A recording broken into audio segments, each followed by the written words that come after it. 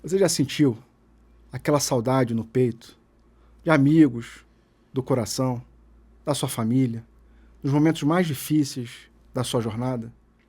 Pois bem, hoje, no último episódio do capítulo 20 do livro Boa Nova, que a gente está refletindo sobre a vida de Maria de Magdala, nós veremos nossa personagem principal com esse sentimento e o que aconteceu com ela nessa situação.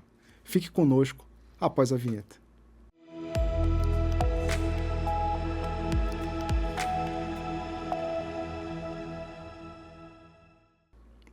Seja muito bem-vinda, muito bem-vindo ao programa Páginas Espíritas da Comunhão Espírita de Brasília. Estou aqui novamente com um grande amigo, Mário Augusto. Falei que ele não ia embora até terminar e hoje, a gente está terminando a reflexão do capítulo 20 aqui do livro Boa Nova, de Humberto de Campos, psicografado pelo médium Chico Xavier, essa riquíssima obra que traz 30 histórias, 30 episódios, de personagens que conviveram com Jesus e se transformaram ao conhecer a Boa Nova. E uma coisa muito importante, assim, que acho que Mário também concorda, a gente acaba se identificando com várias passagens, com várias situações, vários dilemas que é colocado aqui, a gente também se reflexiona, não é mesmo? É sim, muito bom. E aí, retomando o que a gente viu na semana passada, Maria de Magdala, ela começou a ajudar as pessoas que na época eram conhecidas como leprosos, hoje nós chamamos como hanseníase, a doença. Ela ajuda, ela estava falando sobre Jesus, contando sobre Jesus, ela trouxe esperança para quem já não tinha mais esperança, porque na época eles eram excluídos do chamado livro da vida, então nos dias atuais seria zerar o CPF. A pessoa não tem mais CPF, então ela não tem mais conta em banco, ela não consegue comprar mais nada na rua, ela vive de favores. E na época eles eram deslocados para um local chamado Vale dos Leprosos, então eles eram excluídos da sociedade e todo mundo que via se afastava. Então ela não titubeou, foi lá falar de Jesus, trazer boa esperança, só que vivendo ali ela acabou também adquirindo a lepra, mas ficou com saudade, lembrando de Jesus. Aí lembrou que Maria com João ficaram em Éfeso, e ela falou assim, poxa, eu vou me preparar para poder visitar os amigos novamente, que conviveram na época de Jesus, e queria encontrar de novo. Lembrando que quando a Maria de Magdala vai falar para os apóstolos que viu Jesus depois da crucificação, ninguém acredita nela, só a Maria de Nazaré, que fora mãe de Jesus. Então, essa conexão também com a Maria de Nazaré faz ela lembrar e falar assim, poxa, eu quero lá visitar, dar um abraço, porque no seu íntimo ela sentia que ela estava partindo. Então, vamos retomar, onde paramos na semana passada, dizendo que nas despedidas seus companheiros de infortúnio material vinham suplicar-lhe os derradeiros conselhos e recordações. Então, eles estavam ali ávidos, na despedida com Maria de Magdala, pedindo as últimas orientações. Envolvendo-os no seu carinho, a emissária do Evangelho lhe dizia apenas: Jesus deseja intensamente que nos amemos uns aos outros e que participemos de suas divinas esperanças na mais extrema lealdade a Deus. E aí essa foi a mensagem final da Maria de Magdala lá para os seus companheiros, naquele local que eles se encontravam. E eu acho interessante que ela começa essa fala trazendo um novo mandamento que Jesus deixou para a gente, porque ele fala que toda a lei e os profetas se resumem em amar a Deus sobre todas as coisas e ao próximo como a si mesmo. Só que quando ele vai se despedir, ele deixa esse mandamento de que a gente precisa amar uns aos outros como ele nos amou. E aí tem uma frase que eu acho muito bonita, que fala que meus discípulos serão conhecidos por muitos se amarem. Tem mais alguma coisa que te chamou a atenção nessa? Tem várias. Inclusive, para agora, eu quero fazer uma sugestão. Vocês perderam aqui o momento do video show que a gente conversava antes de começar o programa. Anderson sabe praticamente de todos os romances de Emmanuel. Então, pode abrir uma ouvidoria pedindo para que ele faça aqui um programa sobre as obras de Emmanuel. Será imperdível. Não. Quebrando aqui o protocolo enquanto espírito imperfeito. Vamos lá. O recorte que eu faço aqui, Anderson, é exatamente o que você fala. Porque o Cristo, quando ele vem falar sobre amor, ele vem falar no amor na perspectiva mais de plenitude, que é o amor ágape, E quando ele recorta no Evangelho de João os meus discípulos serão reconhecidos por muitos se amarem, a gente pode fazer um ponto de reflexão a respeito do verbo. Não é criticar, não é julgar, não é se magoar, é se amar. Porque quando a gente ama uma pessoa, efetivamente, a gente não espera nada em troca. Que eu diga porventura quem seja pai. Um pai amoroso, uma mãe amorosa, um avô, uma avó, quem tem um sobrinho, um afilhado. Aqui eu não estou falando do amor em uma perspectiva restrita de uma vida conjugal. Longe disso. A vida conjugal é uma reverberação, é uma dissipação que a gente tem, uma ramificação do amor que nós temos dentro da gente. Porque nós somos somos seres feitos por amor e para o amor. E o recorte que ela traz é o seguinte, olha, Jesus não nos pediu nada. Nada. Só uma coisinha assim, bem miudinha, né? 50 centavos. Ele pediu que a gente se ame uns aos outros, e ela ainda dá um efeito rebote à frase, em uma extrema lealdade a Deus. Então, quando as pessoas vinham procurá-la, já em um estado avançado de hanseníase, e ela já também com a hanseníase, a sua fé ficou ali incólume, firme. Ela pensava porque ela já conhecia o amor do Cristo. E conforme nós já conversamos aqui nos episódios, Joana conheceu, na verdade, o amor do Cristo na melhor perspectiva que tem o amor, que é a inclusão. Jesus observa, Jesus sabe, abre aspas, dos defeitos, fecha aspas, de Maria de Magdala para a sociedade da época, e mesmo assim, ele absorve. Sim. Mesmo assim, ele acolhe. E ele questiona Maria de Magdala. A gente tem aqui algumas passagens nesse capítulo. Se ela realmente quer vivenciar o amor de Deus. Às vezes a gente pensa que Jesus está longe, a gente às vezes pensa que o amor de Deus não nos chega. Kardec tem um texto no final do capítulo 2 do livro A Gênesis, quando ele fala sobre Deus. Tem um texto esquecidinho lá chamado Providência. Então, a perspectiva do amor de Deus para Maria de Magdala é na perspectiva realmente de fazer um viés de alteridade cristã, de reverberar ali para os doentes, tanto da alma, em uma perspectiva de angústia, de agonia, será que eu morro hoje, será que eu morro amanhã, como também o amor em ação. Nada melhor de uma pessoa que efetivamente reconhece, na verdade, efetivamente conhece o Evangelho, na perspectiva da rede que Jesus joga pra gente, nada melhor que uma pessoa dessa, como essa, para propagar. Sim. O Evangelho, onde você está ensinando aqui, né, tem que ser dito com conhecimento de causa. O Evangelho passa longe de ser teoria. Não. É de convidar da prática a todo momento. Né? É. E aí Humberto de Campos continua, né, falando que dentre aqueles doentes, os que ainda se equilibravam pelos caminhos, lhe traziam o fruto das esmolas escassas, e as crianças abandonadas vinham beijar-lhe as mãos. Né? E aí, assim, então, tudo que eles tinham de pouco davam para ela, porque ela ia fazer uma viagem, né? E ia ser uma viagem difícil. E coloca aqui as crianças abandonadas vinham beijar-lhe as mãos. E aí, não sei se vocês se recordam, que no meio do capítulo, Jesus usa o amor materno como referência e convida ela para ser mãe daqueles que não tinham nascido do útero dela. E aí a gente vê realmente assim, ela colocando em prática o que Jesus a convidou, né? Que crianças abandonadas lhe beijavam as mãos, desejando uma boa viagem. Né?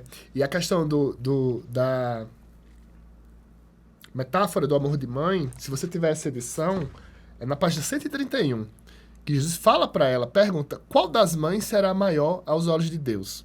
A que se devotou somente aos filhos da sua carne, ou a que se consagrou pelo Espírito aos filhos das outras mães? A consagração pelo Espírito é uma doação mais do que platônica, que sai um pouco da teoria. A doação pelo Espírito é uma doação na perspectiva, efetivamente, do fluido. Fluido, para quem porventura não seja espírita, é o que o conceito, a linguagem popular, chama de energia. Né? Então, Kardec escreve lá no capítulo 14 do livro A Gênese. Então, são as mães de espírito. Uhum. E Maria de Magdala, ela se propôs a sê-la. É tanto que tanto adultos quanto crianças a procuravam. Porque ela era o simbolismo de Jesus naquele canto segregado, que era, abre aspas, o leprosário, fecha aspas. E aí, continua, né? Na fortaleza de sua fé, a ex-pecadora abandonou o vale através das estradas ásperas. Afastando-se de misérrimas choupanas, a peregrinação foi difícil e angustiosa. Para satisfazer os seus intentos, recorreu à caridade, sofreu penosas humilhações, submeteu-se ao sacrifício. Observando as feridas pustulentas que substituíam sua antiga beleza, alegrava-se em reconhecer que seu espírito não tinha motivos para lamentações. Jesus a esperava e sua alma era fiel. Então a gente está aqui, Humberto de Campos, registrando quão difícil foi, né, a peregrinação. Muitos de nós desistiriam no meio do caminho, está muito difícil isso aqui, né, eu já estou doente, então a gente justifica, né, eu estou doente, não preciso fazer tudo isso. E ela estava ali, ela foi humilhada, uma coisa que me chamou a atenção aqui também, ela percebendo, né, as feridas no corpo e lembrando da beleza que ela tinha antes, né?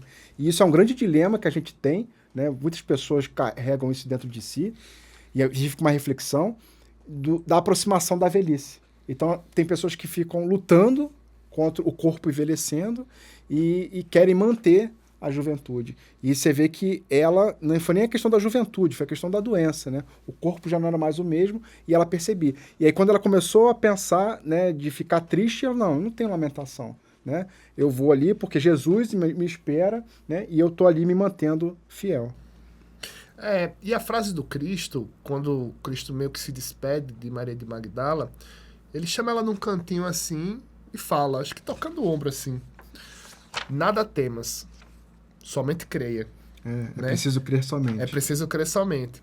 Então aqui, quando ela vai para o seu deserto, deserto é a expressão cristã em relação ao deserto que Saulo, na transformação para Paulo, passou, né? Quando ela vai para o seu deserto, que ela tem as suas frustrações, as suas angústias, ela se contesta. Eu acho que ela se contesta. Sim. Dizendo assim, será que essas humilhações, será que todas essas frustrações realmente são obras de Deus? Uhum. Aí é quando eu não vou conseguir fazer, porque meu nariz está entupido. É quando ela respira assim, bem fundo, e se recupera no processo de fé. É quando o Humberto de Campos vem dizer aqui, observando as feridas pustulentas que substituíam sua antiga beleza, alegrava-se em reconhecer que seu espírito não tinha motivos para lamentações. Jesus a esperava e sua alma era fiel. O corpo é um mero instrumento do espírito. Kardec registra isso na questão 257 do Livro dos Espíritos. É um instrumento de trabalho. E às vezes, a gente, quando chega, a gente como sociedade, né? Quando vai chegando numa fase mais avançada, nós temos algumas questões em relação ao corpo. Porque é difícil. Imaginemos como foi difícil para Maria de Magdala, e Humberto de Campos registra aqui, substituindo sua antiga beleza ao seu atual estado fisiológico. Se porventura você ainda não teve o interesse de procurar, dá um Google aí, digita hanseníase. Aí você vai ver, provavelmente, como é o desenvolvimento dessa doença em relação ao corpo. Eu já li um livro de uma jornalista aqui de Brasília, chamada Manuela. Ela tem um livro chamado A Praga, que ela aborda a questão, abre aspas, do leprosário, fecha aspas. Ela ganhou um prêmio ESSO de jornalismo, não lembro o ano. Então, assim, ela traz muito essa questão da segregação. Então, para além de Maria de Magdala ser, abre aspas, cliente, fecha aspas, do leprosário, também entre aspas, ela tinha todo um histórico de construção de beleza. Uhum. Todo um histórico de procura a respeito do seu charme, digamos assim. Então, a perspectiva dela, provavelmente, conforme registra aqui Humberto de Campos, era uma perspectiva qualificada. Meu Deus, além de eu estou aqui, meu corpo está se decompondo, estou cada dia mais morrendo, né? Ela ainda tinha a questão da beleza. Mas o Espiritismo nos ensina que não existe injustiçado. Sim. Esse pensamento é de Haroldo Dutra Dias. Existe todos nós nos adequando à lei divina. Sim, a gente se afasta, né? E aí, como ele até coloca aqui, né? Ex-pecadora, né? Na mesma perspectiva. Pecado de errar o alvo. Nós erramos o alvo em algumas situações, a gente é convidado a ajustar a nossa pontaria, né? Só que, às vezes, esse processo, ele pode ser um pouco doloroso, muito doloroso para outros, né? Depende, às vezes, até da nossa teimosia, né? Às vezes a gente fica muito teimoso querendo errar o alvo. Nem me fale. Nem me fale em teimosia. A gente demora para ajustar a rota, né? Mas, como o Mário falou, né? Não existe injustiçado. Por mais injustiça que possa parecer a situação, Deus é justo, né? Então, Deus é justo e Deus é puro amor. Então, da mesma forma que um pai leva... Eu gosto muito do exemplo, né? Que é o que eu convivo, né? Levar a criança para o médico, tomar a injeção, a vacina, o remédio que é amargo, né? É Deus, nosso pai, também dando o remédio que às vezes vai ser amargo, mas é para o nosso bem, para a gente criar os anticorpos e ajustar a nossa rota, né? E aí, Humberto de Campos continua falando que, realizada a sua aspiração, né, de ir a Éfeso, por entre dificuldades infinitas, Maria achou-se um dia às portas da cidade. Mas invencível abatimento lhe dominava os centros de força física. No justo momento de suas efusões afetuosas, quando o casário de Éfeso se lhe desdobrava à vista, seu corpo alquebrado negou-se a caminhar. Modesta família de cristãos do subúrbio recolheu-a numa tenda humilde, caridosamente. Madalena pôde ainda rever amizades bem caras, consoante seus desejos. Entretanto, por largos dias de padecimento, debateu-se entre a vida e a morte. E aí esse parágrafo, assim, quando eu li a primeira vez, eu fiquei angustiado, né? Falei assim, caramba, foi difícil a caminhada, ela perseverou, persistiu, Jesus na sua mente. Quando chega na porta da cidade, ela para. O corpo já não responde. E pior, uma coisa é você chegar na porta, outra coisa é você ver a casa, entendeu? Então, assim, ela viu onde estava Maria e João, onde ela queria estar e não pôde. E ficou ali. E o corpo já não respondia. Mas vê como ela não está sozinha, né? Uma modesta família de cristãos a recolhe. E aí, amigos que ela tinha, né, da época de Jesus, ela ainda consegue rever alguns, né, porque ali todos defendendo, né, ali a bandeira de Jesus, né, sendo cristãos, e aí foram largos dias de padecimento, né? Então, ainda que tenha fé, ainda que tenha toda essa perseverança, né, nem a dor não deixou de visitá-la. Ela precisou ali passar por esse momento, né? Aqui me lembra a expressão nadou e morreu na praia. Né? É a expressão que a gente usa lá em Natal, que a gente tenta, e quando tá chegando, nada se resolve. E o grande detalhe aqui, Humberto Campos registra mais um exemplo. Se você quiser um exemplo sobre providência divina, nesse parágrafo tem mais um. Mais um. Ela estava indo, o corpo não respondia. Imagine, não sei se você já chegou a algum estado de exaustão física. Eu já. Né? Então, o corpo, realmente, você dá o comando, o corpo não responde. Então, ela ali, meu Deus, cheguei aqui, às portas da cidade, tô vendo ali na esquina Anderson e não vou poder cumprimentá-lo, porque mesmo querendo, meu corpo não anda. Aí ela se abate, certamente, né? Sim. Deve ter se sentado, se deitado no chão, e no mesmo momento, um sopro divino. Aí, o destaque que eu faço é da característica da família que o Humberto de Campos traz. Sim. Uma família cristã do subúrbio. E aqui eu vou problematizar um pouco. Não vim trazer a paz, mas a divisão. Você vê, por exemplo, Anderson, a perspectiva de Maria de Magdala, que ela sai dos grandes bailes. Sim. E é socorrida por uma família de cristão do subúrbio. Então ela era pessoa conhecida na cidade, é tanto que fez esse movimento de retorno, e para chegar, como ela não conseguiu, aí a gente começa a fazer, porque a misericórdia divina com a justiça divina é um jogo de Tetris, para a gente se ajustar, né? Para a gente se reencontrar. Então a família de subúrbio a levou realmente não no viés que a cidade de Éfeso conhecia em toda a sua beleza. Não. O que ela fez para as pessoas no leprosário, essa família de cristão do subúrbio fez para ela. É o bumerangue da obra do Cristo. Sim. Que a gente pensa que não tem, mas é só o que existe. E aqui tem mais uma fofoca sobre isso, nesse parágrafo. Eu lembrei, você falando, eu lembrei desse bumerangue, né? Tem um filme muito bonito chamado A Corrente do Bem. E aí a proposta do filme era você receber o bem de forma genuína e aí multiplica para outras 3 pessoas. E aí, assim sucessivamente, a coisa vai se multiplicando, né? E aí vai ter uma hora que você vai acabar recebendo o bem de volta, né? Ela segue mais ou menos essa linha. E recebe, meu amigo, minha amiga. Agora, o nosso tempo não é o tempo de Deus, né? Não, agora eu vou fazer caridade e agora minha vida vai mudar. Calma aí. Nem sempre a gente vai colher da mesma planta que a gente semeou, né? Exatamente. E aí, Humberto de Campos registra que uma noite atingiu o auge das profundas dores que sentia. Sua alma estava iluminada por brandas reminiscências, e não obstante seus olhos se acharem selados pelas pálpebras entumecidas, via com os olhos da imaginação o lago querido. Então, assim, ela já não enxergava mais. Os companheiros de fé o mestre bem-amado. Seu espírito parecia transpor as fronteiras da eternidade radiosa. De minuto a minuto, ouvia-se-lhe um gemido surdo, enquanto os irmãos de crença lhe rodeavam o leito de dor, com as preces sinceras de seus corações amigos e desvelados. Então aqui, Humberto de Campos está registrando a última noite dela, né?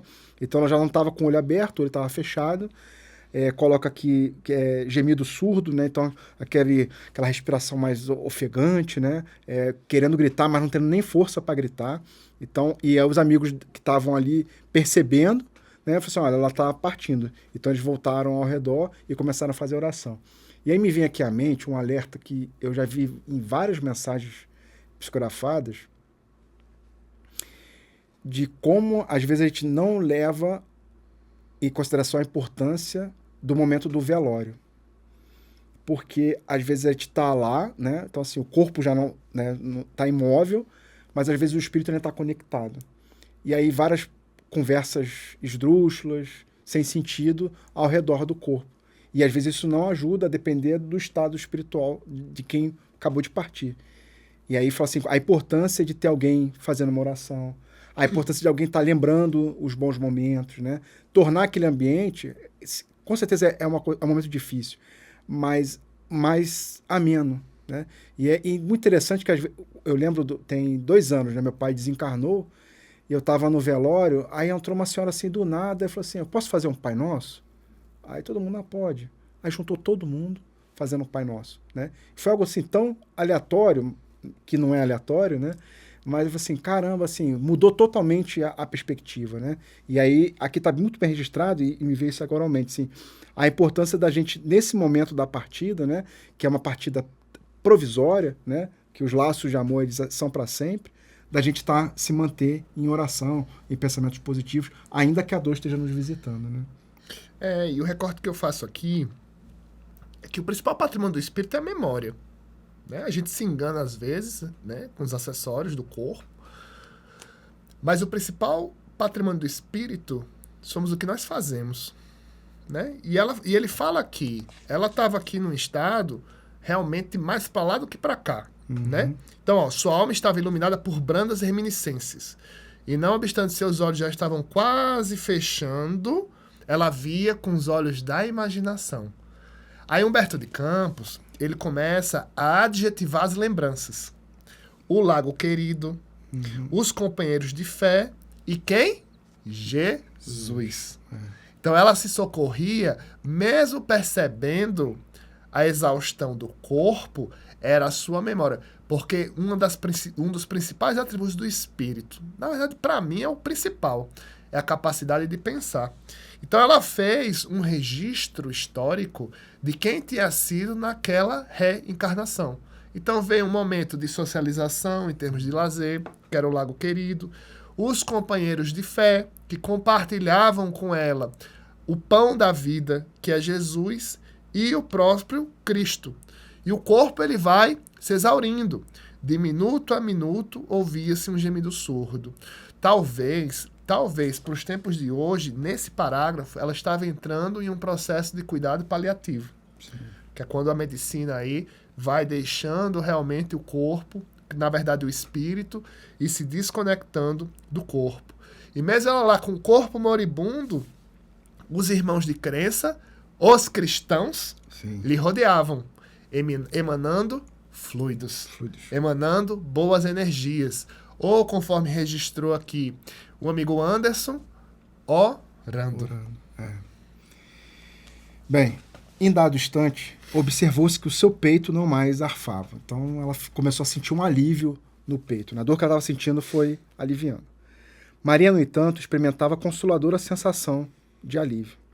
Sentia-se sob as árvores de Cafarnaum e esperava o Messias. Então já estava ali imaginando em outro local. As aves cantavam nos ramos próximos, e as ondas sussurrantes viam beijar-lhe os pés. Foi quando viu Jesus aproximar-se, mais belo do que nunca.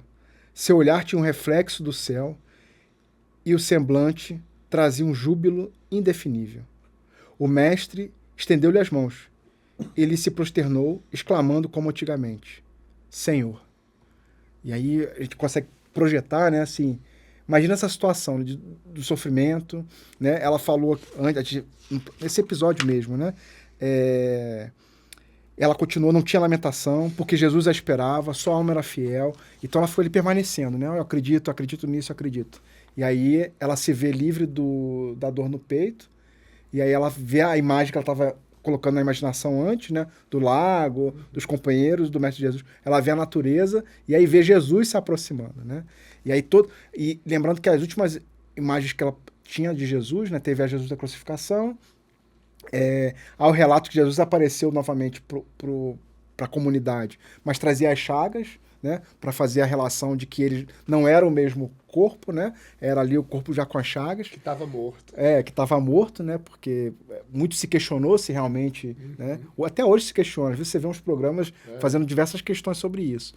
E aí não, coloca que Jesus estava radiante, né? E Jesus vai e acende e estica as mãos para Maria. Quer falar alguma coisa desse? Quero. Porque que aqui Humberto Campos ele vai relatar o desencarne dela, né? Isso. Então, assim, ela se percebia no ambiente, escutava os pássaros, as aves cantarolando, né? Como se estivesse no último súbito daquela reencarnação, ainda chama por Jesus, né? Quando Jesus aparece estendendo as mãos, talvez ela tivesse ali, em uma perspectiva material nossa, delirando. Sim. Né? Tô delirando aqui. Olha assim, Senhor, né? Senhor, você por aqui? Ou então, oi, sumido, né? Quanto tempo, né? Aí Jesus vai, recolhe nos braços. Aí arremata. Maria, já passaste a porta estreita. Amaste muito, vem, eu te espero aqui. É como se dissesse, realmente, bem-vinda ao reino dos céus. Você já teve a aprovação do amor ágape. E agora você será mais uma discípula da minha obra, agora do lado de cá. Sim. Seja bem-vinda, minha amiga. E é emocionante, né? Porque eu estava até falando com o Mário, antes de começar aqui, né? Vendo esse final, eu lembrei de um outro final, né? Que é do capítulo 15, da Joana de Cusa, onde também, né? Nessa situação da desencarnação, Humberto de Campos está registrando, né, que ela estava ali resistindo, e aí no caso da Joana ela estava sendo instigada, né, instigada pelo filho que estava ali sendo martirizado junto com ela, instigada pelo algoz, perguntando se Jesus ensinava ela a morrer daquele jeito, e ela responde assim, não só a morrer, mas como te amar. E aí nesse momento assim, ela começou a sentir que estava saindo do corpo e sentiu a mão nos seus ombros, né, e aí falava, Joana, tem bom ânimo, eu aqui estou. E agora tive a Maria de Magdala também nessa situação, né, de ver Jesus e falar assim, passaste da porta estreita, né, amaste muito, vem, eu te espero aqui. E é algo que vai ter mais situações, assim, dando um pequeno spoiler do Boa Nova, ainda não acabou esses momentos que Jesus vem recolher. E eu lembro, me vem à cabeça também algumas palestras da Maíse Braga aqui na Comunhão, ela falando assim que muitas pessoas gostariam de ter a desencarnação do Chico Xavier. O Chico Xavier, ele escolheu, né, o dia. Pediu que fosse um dia que estava muita felicidade, alegria do povo, e que as pessoas não lamentassem tanto a partida dele. E aí foi na última vez que o Brasil foi campeão da Copa do Mundo, né? De manhãzinha. Aquela euforia toda, né? E aí ele pergunta, os relatos que ele pergunta quanto é que foi o jogo. O Brasil ganhou. Ele partiu. Né? Só que aí a Maíse Braga complementa. Muitos querem essa desencarnação, mas poucos querem a vida que o Chico Xavier teve, né? Então, assim, poxa, é lindo ver aqui Jesus recolhendo Maria de Magdala, mas olha o que ela passou. Né? E, assim, o quanto nós podemos fazer algo parecido com elas, né? E, assim, ainda que a gente esteja no caminho errado, ela se sentiu que ia ser rejeitada. E ela, assim, será que Deus vai aceitar uma explicadora? Não é isso o critério de Deus, né? O critério de Deus é o amor. A gente relatou aqui. Ela se sente sozinha, né? Porque Jesus vai embora. Os apóstolos não dão muita bola para ela. Num episódio, inclusive, a gente frisou bem, né? O Pedro ficou olhando meio estranho para ela. O que ela estava fazendo aqui, né? Que ela era uma mulher de má vida. Então ela se sentiu isolada. Nem isso eliminou essa chama dentro dela de viver a orientação de Jesus, que era amar. E aí, como ela amou muito, vem Jesus e recolhe ela nos braços. Linda história, né? Mais uma aí do Boa Nova, né? Jesus, só para finalizando, desculpa. Nada. Jesus, ele não condena o pecado. Ele dá nova oportunidade para o pecador. Tá aqui mais um exemplo. Mais um exemplo. E muito cuidado com o nosso processo de culpabilização. Nós não estamos prontos. Se nós estivéssemos prontos, a gente não precisava de religião, não precisava de espiritismo, não precisava de anjo da guarda. Tudo isso é uma SAMU específica, singular, que Deus nos proporciona para cada um da gente. Para cada um da gente. Para o nosso processo de fortalecimento. Se você passa por um processo de culpa, primeiro pense. Como eu posso me reerguer? Não fique no atoleiro pensando no seu erro. Sim. E aqui esse capítulo, ele dá um grande mote em relação a isso. Mesmo negada pelos discípulos, ela esperou a oportunidade dela. E o trabalho cristão nos ensina. As oportunidades, elas surgem naturalmente. Falta de ter olhos de ver e ouvidos de ouvir, né? Como deixou bem registrado Jesus. Mas é isso. Um último comentário que eu deixei aqui anotado, né? Eu consegui perceber muito bem uma orientação que tem no livro Renúncia, né, de Emmanuel. Ele trata da história de... tem vários personagens principais, mas um que é bem referenciado na doutrina espírita é o caso de Alcione, porque ela já estava num plano espiritual, num planeta melhor. Ela, por livre-arbítrio, decide voltar à Terra, porque ela tinha espíritos que ela ainda ama muito, né, porque continua existindo, mas que precisava ajudar, né? E engraçado que assim, ela não consegue ajudar. Dando um spoiler do livro, né? Ela está ali persistindo. O relato não é que ela teve uma vida grandiosa, a vida dela foi uma vida simples, mas ela era um espírito grandioso, né? E numa das reflexões dela, ela fala que o evangelho ele precisa ser conhecido, meditado, sentido e vivido, né? Então você conhece o evangelho, aí você começa a meditar por ele, aí você começa a sentir o evangelho no coração e aí você começa a colocar em prática. O evangelho tem esse processo. Então, às vezes, a gente está com o evangelho na cabeça, e aí me vem à mente agora o capítulo do Nicodemos, lição a Nicodemos, que é o alerta que Jesus faz com relação a Nicodemos, que Nicodemos estava muito na cabeça, raciocinando demais e trazendo pouco para o coração. E aí passa esse processo, meditar, sentir e viver. E aí a gente consegue ver a Maria nesse processo. Ela ouve Jesus, ela procura Jesus, ela medita na conversa com Jesus, ela começa a sentir o evangelho, ainda das adversidades que ela viveu, e ela começa a viver.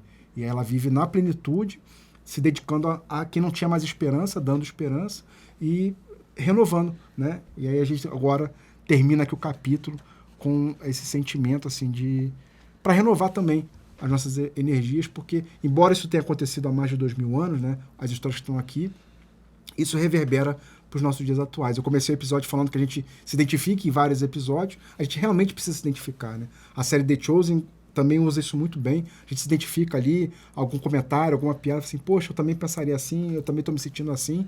Isso é muito bom, porque mostra que eles são gente como a gente, né, assim, no dia a dia, como o Mário falou, assim, espíritos imperfeitos, né, fazendo ali o processo, mas eles conseguiram superar, né? Até Judas, né, que cometeu o suicídio, né, diante do que ele percebeu, ele foi ele se reajustou, né? E há relatos no Espiritismo de que ele já está em outra faixa vibratória agora. Então, assim, ainda, independente dos nossos erros, independente do erro que você já cometeu, né? Deus não há uma punição eterna, né? Ele vai te dar novas oportunidades para ajustar, assim como deu para Maria de Magdala. E olha só, na mesma encarnação, ela conseguiu fazer um ajuste incrível, né? Exatamente. E é isso, né? Eu queria agradecer, né, Muito obrigado. o Mário pela participação. Faça uma ouvidoria para ele comentar o livro Renúncia aqui, que vocês perderam os momentos bastidores, quando ele fala sobre Alcione. É uma alegria, porque assim, acho que essas reflexões em conjunto, né, traz uma perspectiva maior, comentários que provavelmente sozinho eu não faria, mas eu também gostaria de convidar você que está nos ouvindo a deixar os seus comentários, né, e aí isso enriquece, isso também nos ajuda, né, a refletirmos mais sobre todos os assuntos. E fica o convite para a semana que vem voltarmos aqui, né, no programa Páginas Espíritas, para refletirmos sobre o capítulo 21. E aí desejo a todos que tenhamos uma ótima semana, fiquem com Deus e até lá. Tchau, pessoal.